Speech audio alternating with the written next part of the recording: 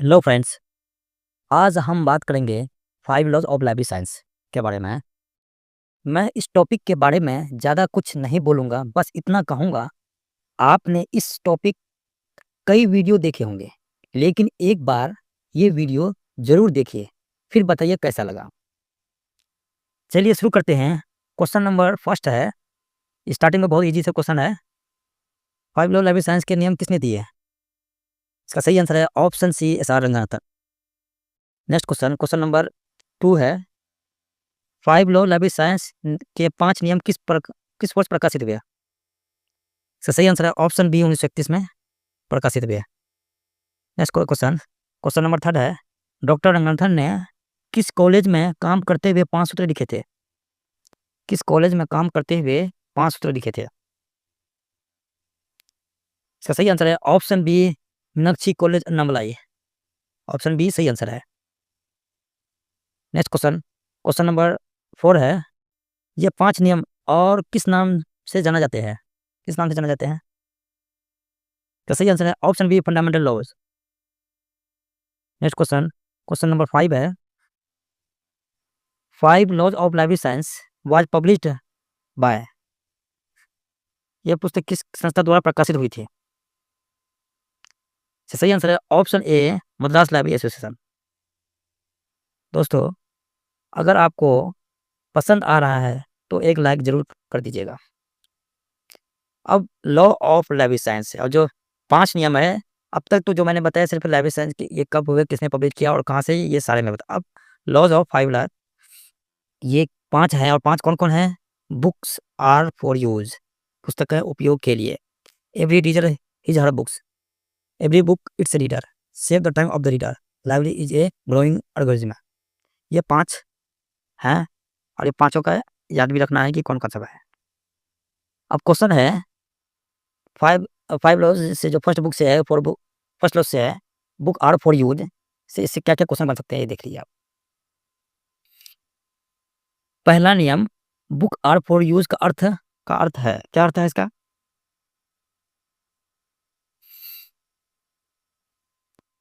इसका सही आंसर है ऑप्शन बी, पुस्तकों का उपयोग पाठकों द्वारा किया जाना चाहिए। Books should be used by readers. Option B सही आंसर है। नेक्स्ट क्वेश्चन, क्वेश्चन नंबर 7 है, पहले नियम के अनुसार पुस्तकालय को किन बातों पर ध्यान देना चाहिए? जो फर्स्ट लॉ है, किन बातों पर ध्यान देना चाहिए? इसका सही आंसर है ऑप्शन बी, पुस्तक के उपयोग पर। पुस्तक के उपयोग पर ध्यान देना चाहिए, यहाँ use of books. Next question, question number 8 है, पहले नियम का सार क्या है? The essence of the first law. इसका सही आंसर है option A, books should be used not reserve. पुस्तक का उपयोग किया जाना चाहिए और केवल सुरक्षित नहीं रखना चाहिए, ये फर्स्ट नियम के हैं essence. Next question, question number 9 है, पहला नियम किस विचार का विरोध करता है? पहला नियम किस विचार का विरोध करता है? इसका सही आंसर है option A, library as a store house. पुस्तकालय भंडार गृह मानने के विचार का विरोध करता है। नेक्स्ट क्वेश्चन, क्वेश्चन नंबर 10 है, पुस्तक उपयोग सुनिश्चित करने के लिए पुस्तकालयों को किन बातों पर ध्यान देना चाहिए? Like first, to ensure your book are use, libraries should consider, किन बातों पर ध्यान देना चाहिए? इसका सही आंसर है option A, library location, library building, library hour, library furniture, train staff, इस पर ध्यान देना चाहिए। अब ये पॉइंट है, पहले नियम लागू करने महत्वपूर्ण फैक्टर जो है, ये सारे फैक्टर में एक पॉइंट लेके आया हूँ, जो अभी जो बताया हूँ उसको, location of library, library hour, library furniture, library staff. इसमें क्वेश्चन कैसे पूछेंगे, लाइब्रेरी लोकेशन किस नियम में होते हैं? पहला नियम, दूसरा नियम, तीसरा नियम, ये क्वेश्चन पढ़ते हैं। या लाइब्रेरी फर्नीचर हो गया, ये लाइब्रेरी आवर हो गया, ये किस नियम होते हैं, ये पॉइंट सब है। अब नेक्स्ट नेक्स्ट है सेकेंड लॉ। सेकेंड लॉ में है, every reader his her book, हर पाठक को उसकी पुस्तक। दूसरा नियम यह दर्शाता है, दूसरा नियम, सेकेंड लॉ इम्प्रेस क्या दर्शाता है? दूसरा नियम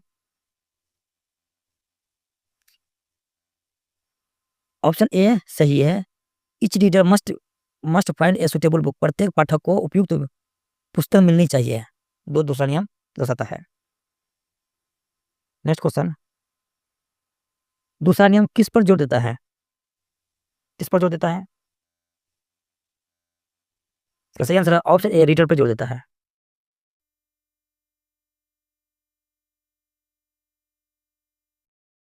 नेक्स्ट क्वेश्चन, क्वेश्चन नंबर 13 है, दूसरे नियम के अनुसार पुस्तकालय को क्या उपलब्ध कराना चाहिए?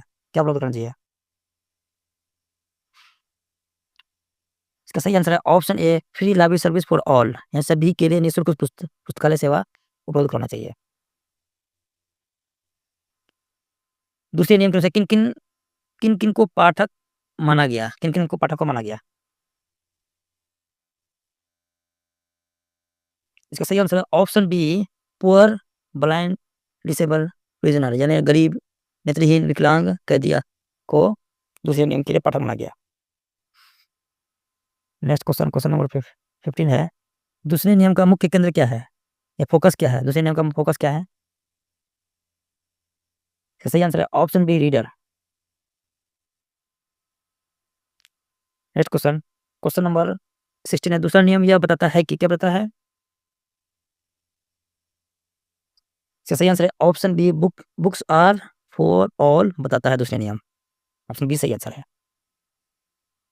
आज के महत्वपूर्ण फैक्टर है जो दूसरे नियम के है, ये महत्वपूर्ण फैक्टर है जो obligation of state, obligation of authority, obligation of library staff, obligation of reader, resource sharing, ये सारे महत्वपूर्ण फैक्टर है जो दूसरे नियम के हैं।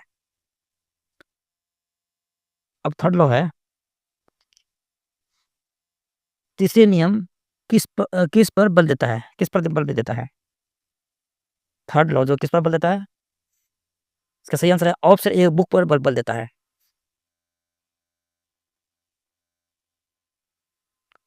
नेक्स्ट क्वेश्चन, क्वेश्चन नंबर 18 है, तीसरे नियम का क्या क्या चाहता है? क्या नहीं, तीसरे नियम क्या चाहता है? What does the law desire, क्या चाहता है? Every book in library must find its reader, प्रत्येक पुस्तक को उसका पाठक मिलना चाहिए। ऑप्शन ए सही आंसर है। नेक्स्ट क्वेश्चन, क्वेश्चन नंबर 19 है, तीसरे नियम किस बात पर जोर देता है?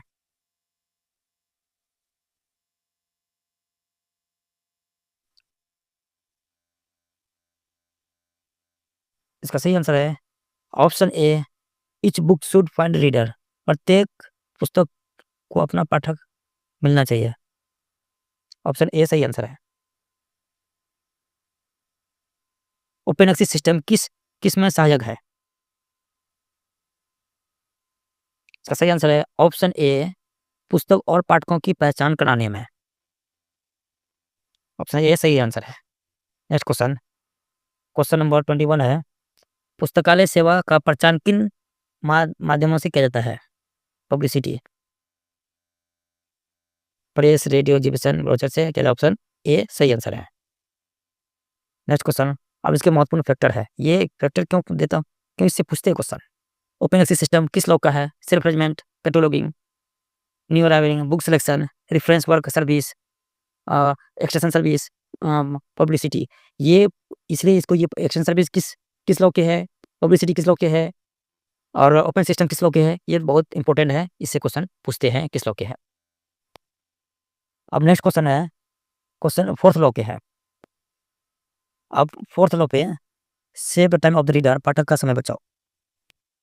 दोस्तों, अगर आपको टॉपिक वाइज कंप्लीट कंटेंट देखना है तो चैनल को सब्सक्राइब कर लीजिए। मेरे प्ले लिस्ट में जाइए, वहाँ आपको हर टॉपिक का वीडियो मिल जाएगा।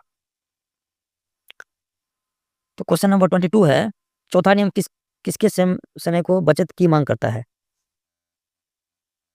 किसके समय की बचत की मांग करता है? Fourth law demand saving the time.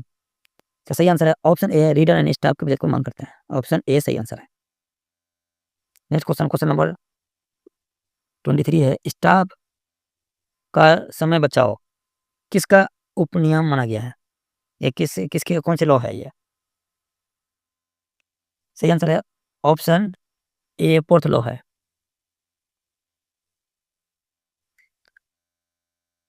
Open access system क्या बचाता है? ये है थर्ड लॉ, लेकिन ये बचाता क्या ये, क्योंकि ये भी एक टाइम सेव करता है।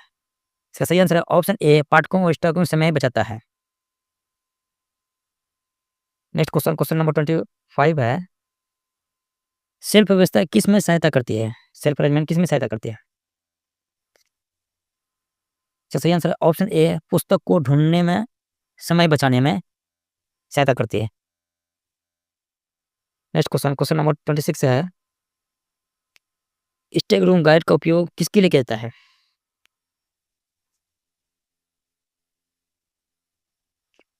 ऑप्शन ए सही है, सेविंग टाइम ऑफ यूजर, उपयोगकर्ता को समय बचाने के लिए। Two card system save time cover, two card system किस, एक ये फोर्थ लॉ है, टू कार्ड सिस्टम किससे किससे अधिक समय बचाता है? इसका सही आंसर है option A, day book and ledger system.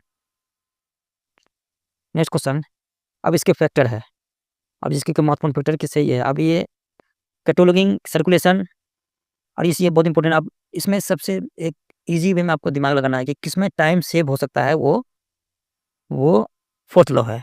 जैसे कैटलॉगिंग क्यों करते हैं? क्योंकि वो इजी वे में बुक को लेना, इसलिए ये टाइम सेव हो गया।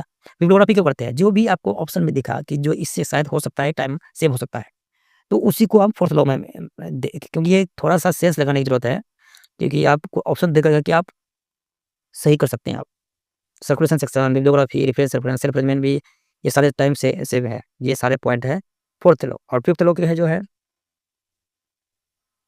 Fifth law is growing organism, पुस्तकालय एक बढ़ता हुआ जीव है। 5 नियम किस पर केंद्रित है? इसका सही आंसर है ऑप्शन ए, ऑर्गेनाइजेशन, संगठन पर केंद्रित है। नेक्स्ट क्वेश्चन, क्वेश्चन नंबर 29 है, 5 नियम लाइब्रेरी इज ग्रोइंग ऑर्गेनिज्म का अर्थ क्या है? इसका सही आंसर है option A, library growing in A size, reader and staff. Next question, question number 30 है, 5 नियम किन क्षेत्रों में वृद्धि का संकेत देता है?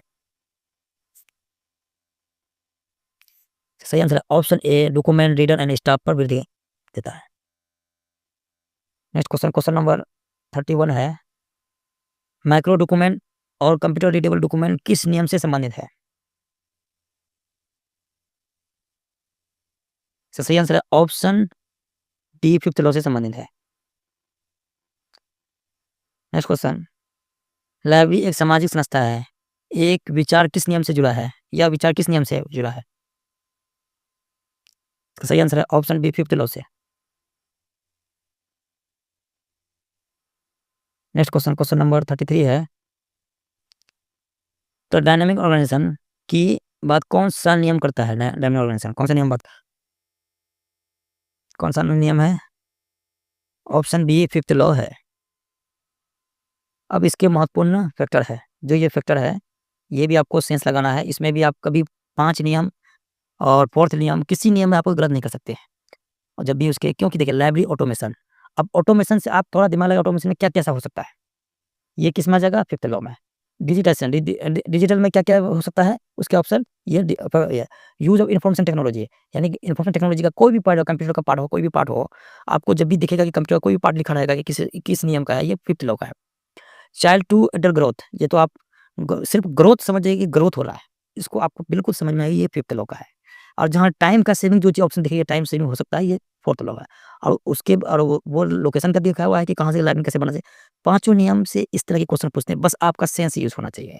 ये नियम में बुक का बात किया है, इसमें रीडर को सेव करने का है, हर नियम का सबका सब नियम का अलग अलग चीज दिया। इसमें फिफ्थ लॉ में ग्रोथ का बात किया है, और फोर्थ लॉ में टाइम सेव का। ये चार पांचों नियम के बारे में आप सिर्फ सेंस लगाएगा, कभी गलत क्वेश्चन नहीं होगा आपको। और ग्रोथ एंड डेवलपमेंट, विकास और स्तर, use of pencil for call number, ये भी फिफ्थ लॉ का है। रीडिंग मटेरियल, ये सारे ये पॉइंट दिया हुआ है, बस आपको इसके अंदर लाइव ऑटोमेशन में से कुछ क्वेश्चन आ गया, वो किस लॉ का है, और इन्फॉर्मेशन टेक्नोलॉजी किस लॉ का है, ये खुद औपचारिक एंड डेवलप ग्रोथ से उस पॉइंट में दिखाई। और यूजर एजुकेशन, यूजर ओरिएंटेशन, ये सारे क्या है? फिफ्थ लॉ है। दोस्तों, अगर आपको इस तरह के वीडियो पसंद आया है तो लाइक एंड सब्सक्राइब जरूर कीजिए। मिलते हैं नेक्स्ट वीडियो के साथ।